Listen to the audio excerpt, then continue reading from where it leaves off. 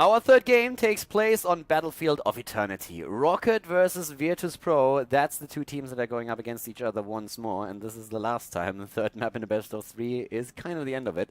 So Roccat came back. They started to take virtus.pro down in the second map and now were able to win the game. And therefore we have this third game happening with virtus.pro banning out first and then going also for the first pick. virtus.pro play actually a very solid game the last time, but they never really got that momentum. It was always Roccat that dominated these fights, and early picks in a lot of these battles decided the game in their favor. Especially when, of course, they went for boss. Muradin was just like in that bush, was like trying to see if he could maybe do something, but he was staying a bit too long, got charged, and taken out. Alright. Archlight, thank you very much for the sub, bro. I think that was probably a bit loud on your end. I'm going to make sure that it's going to be a bit more quiet the next time. So sorry for that, but thank you very much for the support, my friend, and for the subscription. So, virtus.pro with a ban on Abathar and a Tyrande ban here too. Battlefield of Eternity is a map where Abathar can really soak a lot of experience, and one of the things that's really nice about him on this map, or annoying depending on which side you are these toxic nests that you can just like jump, like throw in the entire time to make sure that everybody is running in them. He has great vision, can slow the opponent down a lot. We saw Roccat, of course, with the Tyrande in the last game, and what they are going to try and do is make sure that virtus.pro can't like copy that. For virtus.pro, Jaina would be a good opening. They played with the Kel'Thas earlier though, so they might prefer Kel'Thas over Jaina, but there's also the option of them to go into a Tasta, an Uther, or a Sonya. That's a lot of heroes to mention, and I'm well aware of that, but right now we have this amazing situation in Heroes of the Storm where there's so many different combos that you can aim for, so many different things. I mean, we sometimes even see a Tyrael being played super early because you're trying to get Sanctification, and it just showcases how many different options the teams have right now to just design a composition for a specific map. So it's very difficult to tell at the start what they really want to do. It's really personal preference, but all of these openings are strong. And they take Sonya in this case now. So with the Sonya, they would love to... With the Sonya, you usually want to drive the engagements. You want to be the team that really moves in. Sonya is extremely strong and can go into the back line. And Roccat is going to try and shut that down somehow. For them, a Jaina or a Kel'Thas is at this point extremely likely, and then they have to make this decision if they want to play with the Tacita. Tacita would be a good choice because they pick it away from Sonya. Then again, there's also that Uther to consider, because virtus.pro finds himself in the situation where they have the next 2 picks before we're going into the next bans.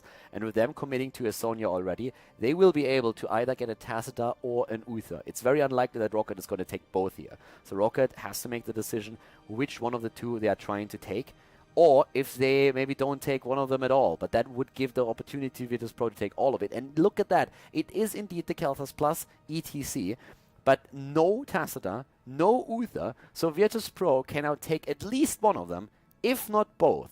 And that will make Sonya a very, very difficult hero to deal with. So this is a very cool setup that we are right now seeing for virtus.pro when it comes to beginning. It also shows, by the way, how much Roccat values ETC. They have chosen ETC in every single game thus far. And it's a strong hero, but most of the European teams right now don't value ETC that highly. There's the Uther.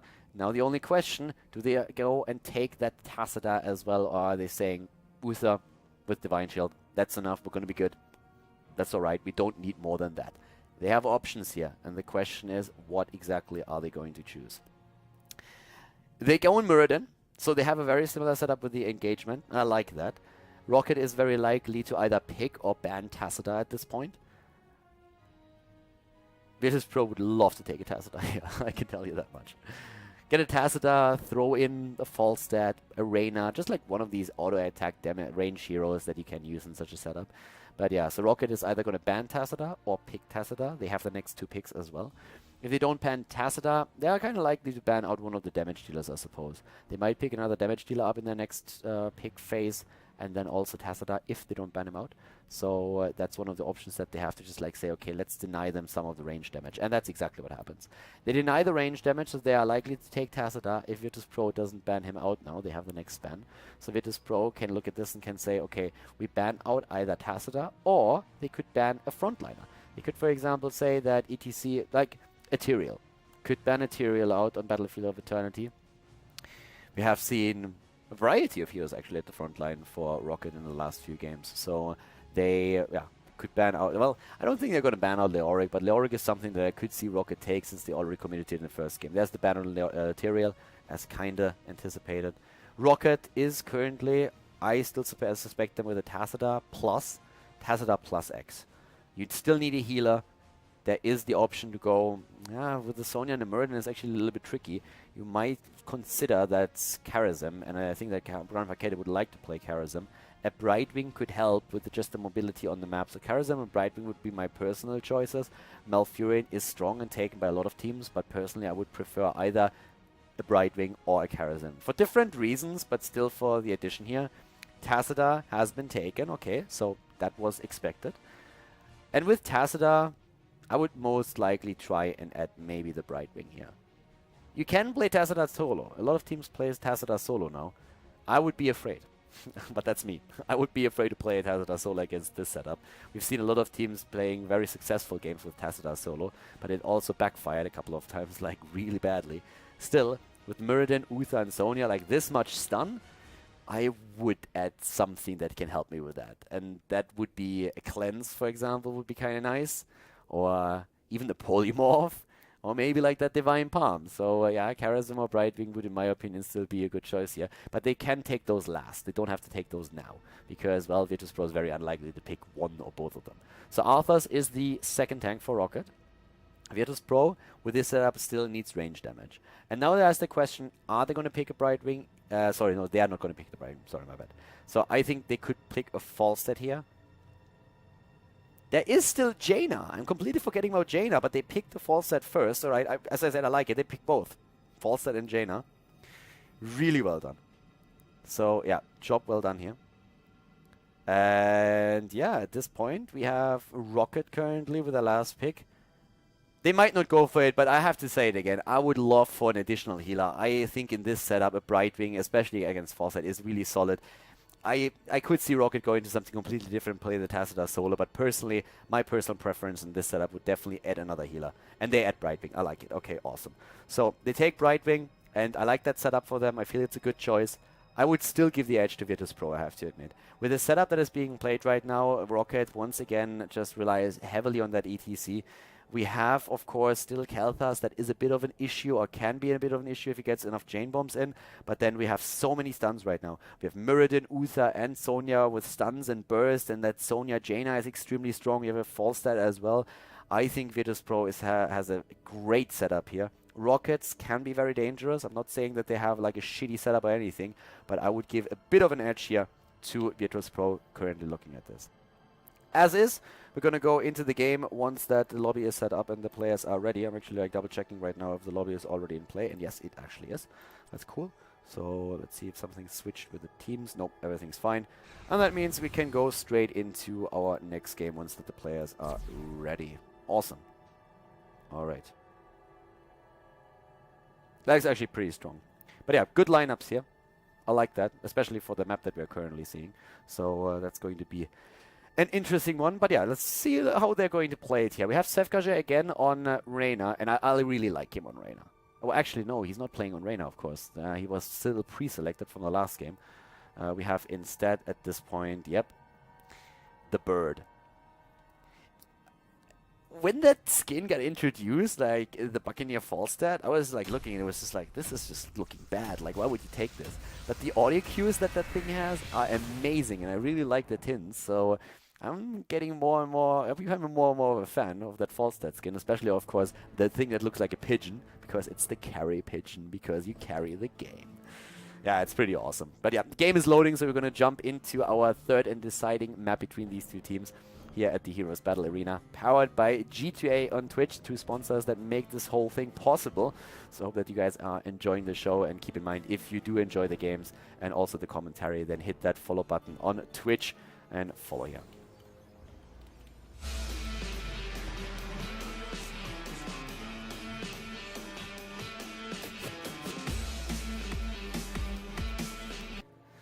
Game on, the last map of our series here at the Heroes Battle Arena, and we are, as you can see already, on Battlefield of Eternity. And to the left side of the map, it is Roccat with Zocca on ETC, Hazorbs on Kalthas, Red X on Tacita, Gran Paquete on Brightwing, and Sport Billy is playing Arthas.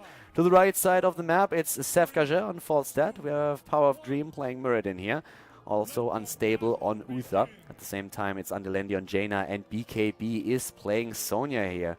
So this is going to decide which team will take the victory. And here in the Heroes Battle Arena, you try, of course, in that round-robin system that we have with the 8 teams at the beginning to really get a bit of an advantage early on in the standings. We have Arthurs with block. I personally like heroes that go away from the Regeneration Master talents on this map here in particular. Of course, it's not the only talent that we are seeing on Arthurs on level 1, but I really feel like it caters to the map. You are very unlikely to get as many Regeneration Globes as you get on other maps. You can still make it work, and we are seeing 2 Conjurer's Pursuit, for example, but I love that he is going into a different talent here. Block is still very popular, but this is exactly what I see. Lockdown, and Power of 3 might eat another Chain Bomb, but he is already moving away. So Prog as the level 1 talent on Roccat. As we mentioned before, there's a huge focus on ETC on the side of Roccat. They really value the hero highly. We have currently Deep Chill taken as the level 1 talent, so no Conjurer's Pursuit. Arcane Intellect is oftentimes taken as a result. But of course, there is still that Snowstorm to consider. And if you really have good mana management, you shouldn't really need to go into anything like Arcane Intellect. Then normally it is the Snowstorm that we see instead. We have also the Hyper Shift on the side of Brightwing. Brightwing is going to counteract the carry pigeon a little bit. False set up here at the top lane is rocking the skin. And the first Immortal is in play. There's a lot of heroes that were banned out here, with especially a focus on Abathur, since of course he can be a great asset to you when you are fighting for the Immortal and somebody is still leeching the additional experience. Already the move into the mid lane here by Zocke and his boys. The Team Roccat is getting in position at the top lane. Sevkaja is starting to take this. Brightwing and Sevkaja are actually still staying here. The rest is going for the Immortals right away. And so far, Roccat is doing a bit of a better job. As I've been saying earlier, there's a lot of stuns that we see for virtus.pro, so I feel in those fights they might have a bit of an edge, depending on how exactly Roccat is going to play it. Yeah, the halftime show already happening. Both of the teams on level 3. Brightwing moves into the fight here, and Fallset is still at the top lane for experience. Oh, look at that! Arthurs is in trouble. Sport Billy is nearly dead, but he escapes. That last Blizzard Wave did not hit him full on. That could have been his demise for sure. But they were defending their own Immortal here. Once again, the poke from the distance with the Storm and the Flame Strike. Are they really committing? There's one stun. Do they get the second stun in? Not yet. Sevkaja moving away once more. We have only one hero to the right side. That's BKB trying to burst the Immortal down. Brightwing shifted to the top, is moving in again with a phase shift and trying to lock somebody down. Andelendi got polymorphed for a second. But it looks really like this is going to be a close one. No matter who wins this Immortal, it's going to be a very small shield that the Immortal has. And Sonya is already slamming away at the right side, trying to eliminate the Immortal of Roccat. But Roccat is moving in with a 4 versus 4 now as Brightwing took position at the top again. BKB is getting blown away from the spot, and it is Roccat with the first Immortal. And nearly the first kill, maybe the first kill. Wow! Is ETC able to take Meridian down? No, and Unstable is ready with a heal. Well done here. Level 4 talent now is at this point Snowstorm. It's really cool to see Snowstorm taken this often. Arcane Intellect was for like weeks and months the talent to take on 4, and then teams started to go more and more into Snowstorm, up to the point where Arcane Intellect is more of an oddity pick now than anything else. We're seeing Flow Rider on level 4 taken for the additional mobility on Falstad. Vision for Tassadar. Since they have a double support build, that makes sense, and especially since Peekaboo has been taken on level 4, you don't really, well, you have supervision basically on the map. This is like a legal map hack right there.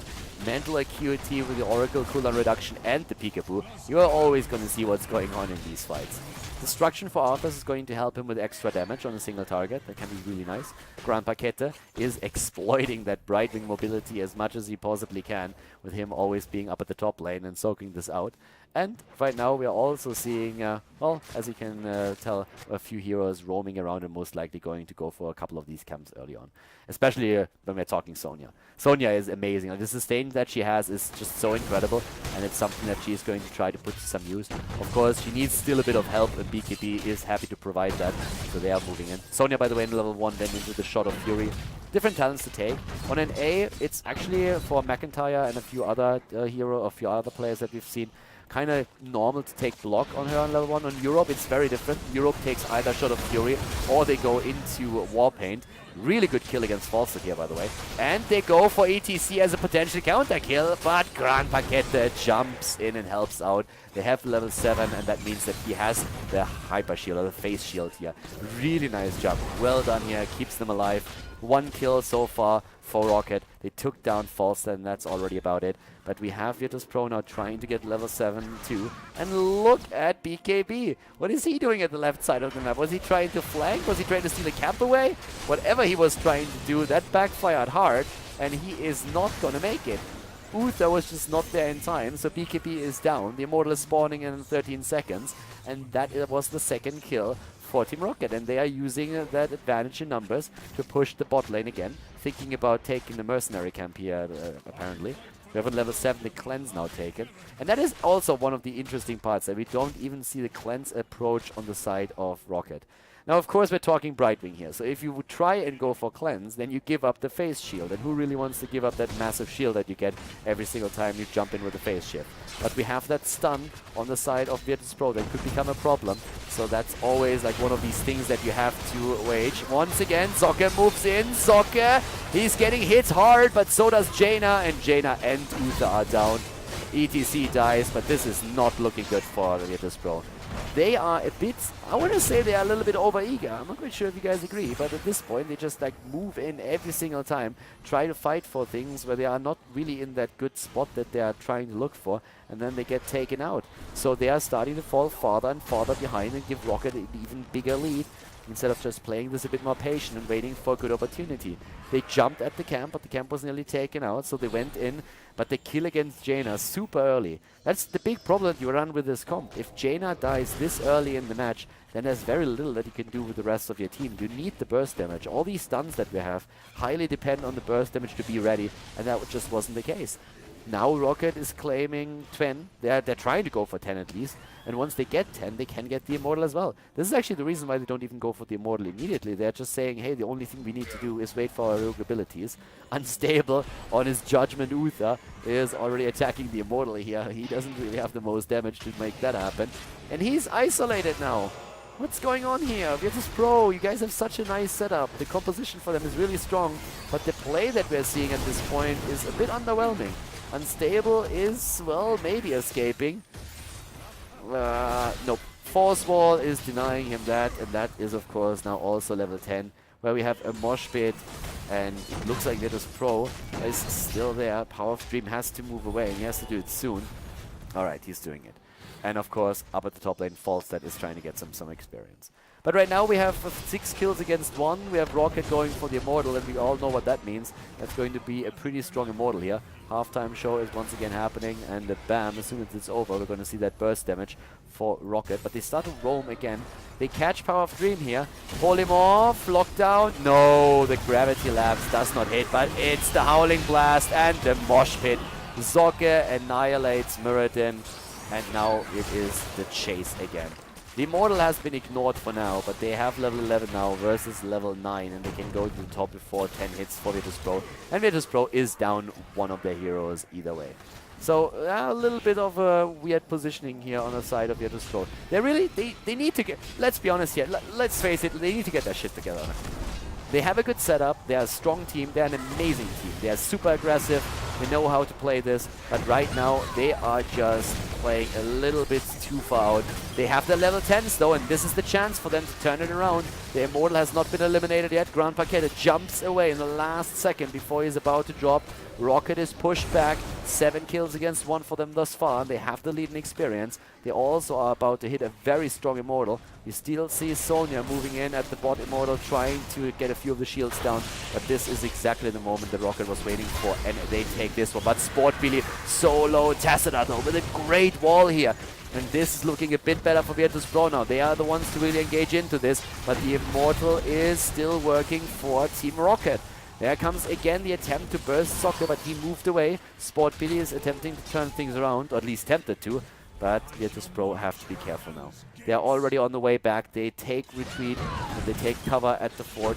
We have everybody else moving back because, well, let's face it, there was just Roccat trying to get some hit points and mana back, and they really needed that. but we have still that massive lead for them.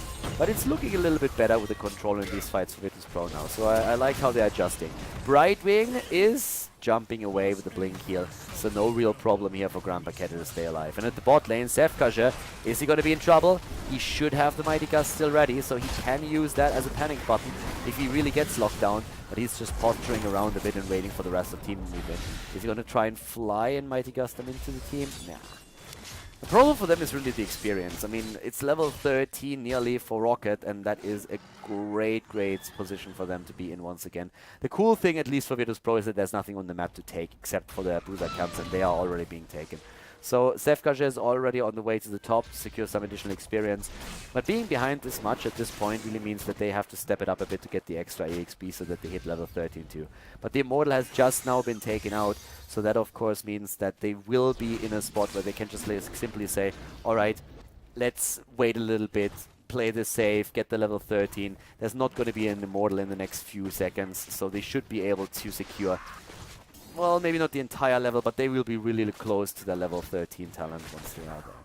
So for now, yeah, let's see how this is going to work out. Up the top lane, it's just that 1 versus 1. But down here, whoa, they jump in again. They don't have the talent, but they still want to take the fight against the chain bombs. In comes Sefkaje. He flies in. Brightwing is there. And, oh my god, Muradin. He's escaping in the last second. And BKB is about to drop. He's completely cut off from the rest of the team. Locked down and taken. And, I mean, call me crazy, but why would they attack into a team that has level 13 talents when they don't? Into a Kel'Thas with chain bombs? Why exactly would you do that? Level 13 gives them Ice Block, level 13 gives them potential spell shields. They have so many survivability talents, especially against that ability damage of Kel'Thas. Why would you engage into such a battle? I'm not 100% certain what exactly the thought process was there, but whatever it was, it didn't really work out. 8 kills against 1, the battle starting again, still no level 13. They also made sure that Falstad couldn't soak at the top lane anymore, so they still don't have that talent. And they have now to fight for the Immortal with level 10 talents versus level 13. Roccat could exploit this position, and Roccat can now start to move in. Roccat is actually in a spot where they can attempt to move in. They have still a bit of time left until level 13 is hit for virtus.pro. And they're already there with Hazords just poking. We have Sport Billy coming in from the top. They should actually push this advantage even a bit more than they already are, but I guess... Oh, Grapagetta! Oh, blinks it once. Does he get away? Sefkaje blinks away again, juking them out. And no way. He was trying to phase shift, but it was too late. So now all of a sudden it's 5 versus 4 in favor of virtus.pro. They lost half of the hit points on their Immortal, but maybe they can make something work. They have also now the level 10, level 13 abilities, and that's the Ice Block, that's the Spell Shield. Now we're talking. Shrink Ray is going to help too, and so they're starting to move in as well. We have Unstable already in position, and yeah, in position to go home, by the way, because he's extremely low. He was in position to move away, taking, yeah, eating quite a bit of damage before that, but right now maybe an opportunity to jump back in. Uther isn't there yet. Oh, Roccat with a burst on the Immortal. They're trying to get it, and they're very close. Good force ball here, again zoning them out, and this is going to be a very strong Immortal here for Team Roccat. But virtus.pro is attempting to chase 1 or 2 heroes down before the Immortal is going to become a problem, but that was not really working out since the rest of Team Roccat just moved away. So the Immortal is going to push the top lane. He's going to move to the top, going to push the lane right now. That's a chance that they have to, well, just... I'm not quite sure if they're really going to get a keep there. If they hit level 16, they might actually try. And that's why Brightwing is currently at the bottom lane, soaking experience so that they get level 16 while the Immortal is still alive. And then move in with the Immortal, with the advantage of having a 2-level lead, or 3-level lead, and the level 16 talent. So this is a pretty solid position for them after all. There's the Arcane Barrier for Kel'Thas, doing quite well with that too.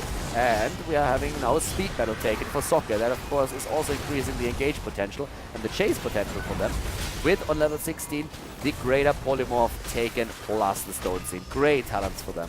Hazard didn't really have to go into any kind of like a damage build, so he went straight into the Dimensional Warp. Keep is gone. And Roccat doesn't really seem to be happy with the keep. They apparently want to attempt to put some pressure on the core as well. Then Immortal, oh, nice attempt with the mosh pit, but already the Divine Shield used to save Sonya. They're jumping in again. The Immortal is on the core, but he's losing hit points fast. Zocke is low. virtus.pro moves in. They want to take the fight. They want to take this down, even though they don't have the 16 talents.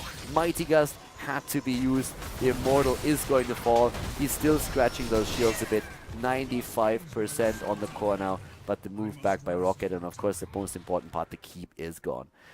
The first game was won by virtus.pro. They took the first match, and then suddenly it was Roccat coming back into game number 2, and also making that really solid attempt here in this third game, where they are looking strong, very, very strong and fierce. They have not lost one of the main structures yet. They didn't lose a fort, they didn't lose a keep, so they find themselves in a very cool spot, especially since they still have that talent lead. They're always talking about talent leads and about its advantages, but the way that Roccat reached that this early, they have not a timing window. This is like a timing crater that we're seeing here right now. This is like a hole in the wall. It's not just a window. This is just so much that they can do in this time. Once again, the fight up at the top here. Falstad flies in. And does he have to use Mighty Gust? Yes, he does. BKB was already isolated, so he needs to make sure that BKB gets away here. They're just trying to soak experience, and Roccat is always attempting to just like catch them out on the map since they still have that lead, and it's something that they should do. It's really smart of Team Roccat. Roccat in general is just like playing a very solid game. It's much, much better than what we've seen in game number 1. Even though we had a few misplays here on virtus.pro. What is BKB doing? He's still escaping here at the top lane. Nobody's gonna find me. Sonya is gone. I gave at the start really a bit of I gave a lead to. I said that I think that draft is a bit stronger for virtus.pro. And I still stick to that. But the way that the combos are played is just so much better than by Roccat than by virtus.pro. virtus.pro made some very weird mistakes throughout the game, and Roccat capitalized on every single one of them. They are playing this extremely nicely. And now we have level 16 talents. Soon to be hit. There they are. Alright, virtus.pro, that's your chance. Now we have an opportunity, and for Roccat, they need to be careful once again. They have 2 levels until they're 20, so that's a lot of time for a fight to go badly. So Roccat has to really buckle down now. Make sure that they have everything set for that Immortal. And we have a lot of hit points already lost, by the way. Like, this is already a halfway HP here for Team Rocket's Immortal. So virtus.pro has started that off very, very well into that objective fight. And now we're having Benediction, we're having Stonefall. That's a lot of sustain. And not only that, but look at that Stone Skin even too. I mean, this is crazy. We see Northern Exposure for a bit of potential burst. And this is the chance that virtus.pro has. Now or never. This is the opportunity that they have, and they have to take it. Here comes Power of Dream. They're moving in. Nice Ring of Frost. And Zocke! Does he fall? He might get sealed again and escapes. Unbelievable. Andilendi was taking so much damage, and Falstad is also out of the fight. Starting to move in once again, and here they are with another gravity lapse against BKB, but the Force Wall is already in play, and Sefkaje is back, but Andilendi is so low that he has to still be back. Nobody dying in the fight here. It's more experience gathered by both of the teams, but it is of course the Immortals that are still active on the map that they have to focus on now. And Roccat is trying to defend their own. They're moving into these bushes, trying to defend them. Is it going to be the snipe? Mosh pit used. BKB is saved. The gravity lapse against Jaina though. Oh, Jaina! She escapes as well. This is maybe a chance for virtus.pro to go in. Hazops is low, but Roccat is controlling this really well so far. BKB is falling. Sonya is dead, and it looks like Sonya is not going to be the only victim. Everybody else is actually going to be able to walk away here, since Roccat rotates towards the Immortal and tries to take this one immediately. They need to burst that down, and that's the opportunity that they have since now Sonya is dead. And with Sonya eliminated, it's again a 5 versus 4, and let's keep those experience points in mind as well. Level 18, nearly 19 versus 17. Oh my god, Muradin, what you doing, bro? He's down 2. This is 10 kills against 2 right now. Not the scenario that virtus.pro was envisioning. Again, the focus on the Immortal. Sefkaje is not getting stunned, he moves away, but they might even be able to burst the Immortal down a little bit faster. Depends on the setup that they're seeing for Roccat here. It's gonna be close, but it is, again, an Immortal in favor of Team Roccat. They have another one. It's not going to be too strong, doesn't really have any shields, but it still will do some damage, and they are attempting to burst down the last keep of the game. And of course, with the experience in general, they are closing in on 20, and once they have the Storm Talents, they should have a very significant lead for at least a level or two that will allow them to pressure this even more. A pretty long game though, I mean, well, not really long, but 20 minutes in. It seems like this is dragging out a bit, considering like how much Roccat was able to accomplish in the early stages of this game. When we're looking at the damage, we're at 57,000 damage now for Kalthas. Jaina is of course the main damage killer here for virtus.pro. They are attempting to save the keep, but I don't really think it's going to happen. Power of Dream is in a bit of trouble. They're going for Tassadar, but he moves away with a dimensional warp. We're seeing Sonya moving in, immediately getting polymorphed upon using the whirlwind. Andilendi low in the back, Mighty Gust used, but Roccat is just too strong right now. They have the level 20 talents now that the keep has fallen with the double ball of the Storm Shield. Rewind on Brightwing for double polymorph, and here comes again Power of Dreams burst. He is taken apart every single time he jumps in. They focus him down, and now he just barely managed to escape there. But Roccat is moving away. Even with the level 20, they're just saying, alright, let's go on the map. Let's don't force this. Let's do not rush things and maybe throw the game. Let's instead just make sure that we get every single camp that is currently on the map and then take a pick. They are going to allow us to get a pick eventually, and it's looking really very much like that. Again, Power of Dream bursted, but they had the Divine Shield ready to save him, and he could jump away. They go even through that wall camp right now, but virtus.pro is with the back to the wall. They are really, they are down for the count right now. They are lying on the ground bleeding, and Roccat, they want to finish the job. If this was Mortal Kombat, somebody would yell finish him the entire time right now. He would probably get really angry and just yell it out there, because he was just like, why the hell didn't you finish him yet? So yeah, it isn't Mortal Kombat though. We are looking at Heroes of the Storm, and Roccat is playing it safe, but they shouldn't play it too safe. Look at that burst! Power of Dream again. Like, he's the punching bag of Team Roccat right now. Every single time he jumps in, they focus on him and try to eliminate him. And at one point, they are going to succeed. It's still a level that virtus.pro needs to get level 20. But they are desperately trying to cling to their core and to the hit points. We have still Power of Dream eating the damage thanks to the chain bombs. But they are still pushing them back, and they are getting closer to level 20. They haven't taken a single fort, by the way. I mean, just saying. All of the forts are still available. The big risk for Roccat is that they don't do anything right now. Because once it's level 20 versus 20, even with both of the forts already taken down, there could be a chance of a team fight, a big victory, and, well, forget what I just said, because Uther just died. A horrible death. And that puts them into a 4 versus 5, just as the Immortal is on the map. And a level 23 Immortal, or a 23-minute Immortal, if they get that with enough shields, we all know how that's going to end. It's a 4 versus 5 battle. They have to take it. It's the only chance that they have, and we all know that a numeric advantage in Heroes of the Storm is usually working out for you. So Roccat, they have played a crazy good game. They go again for Power of Dream. Sevkaja is trying to save him by using the Mighty Gust, but this is not looking pretty. Roccat is on the move, 23 seconds until Uther is going to be back, and we are seeing the team moving again for the Immortal here. But virtus.pro is fighting. They are really fighting. Without the level 20 talent in the 4 versus 5, they are going in, they're pushing them back, they're delaying them, they're buying some time, but now it's already half HP for the Immortal, and it's going to be that burst. Uther is going to be back in another couple of seconds, but I don't really think it's going to be in time to really take this. And, well, if that Immortal moves in, then this is lights out. That Immortal alone is going to crush the core. Unless, of course, there's a big team fight that virtus.pro can win right now. This is the chance that they have. 20 versus 20. They're going all out, all YOLO. They have to take the fight. They have to win it. They don't have another chance. They can't sit tight and just watch. They need to win a team fight right now. They need to win it, and they need to win it at this point. Epic mount, everything is here. They need to really leave a mark now in this game. They got 2 kills so far, and if they don't get like a really good team battle, then they will lose this game. That Immortal is going to crush them. Sonya is at the right side, putting damage on the Immortal of Roccat, trying to already mitigate that a bit, but we have the rest of the team moving in. Sonya is also back to business right now in the team fight. This is the chance for virtus.pro, but we are seeing both lanes pushing against the core with the catapults, and Brightwing is helping out now as well. So they have to fly back again. Sevkaja is back, and that means they have to give up the Immortal. So now the Immortal is going to march towards the core with nearly full shields, and Virtus.pro, they are dead, but they don't know yet. Nobody told them. Actually, I think they know, but they can't prevent it. They're just standing there. The only chance that they have is to somehow snipe 1 or 2 heroes of the opponent's teams before the Immortal is even on the core. And that's what they're trying to do.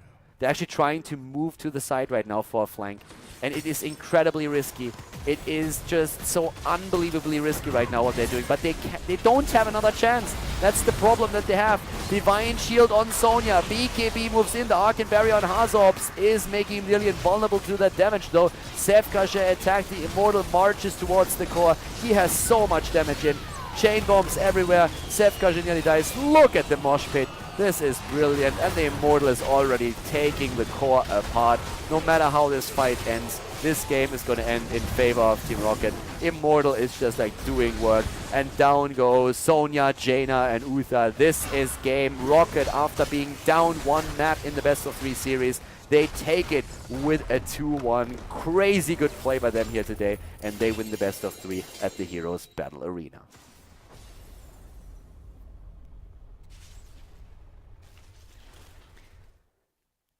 An absolutely incredible game that has been played here on the side of Team Roccat. They played really, really well here. And as is now, they have another victory in the best of 3 for the Heroes Battle Arena Virtus.pro. They lost after a great start actually in this, but unfortunately for them, they were not able to win the 2nd or the 3rd map. So congratulations to Roccat. Of course, we have even more games right now, and we are going to see next another best of 3 series, where we are also going to see some pretty sick European teams in play. So, well, Heroes Battle Arena, the last match, Roccat, they take it with a 2-1 against Virtus.pro.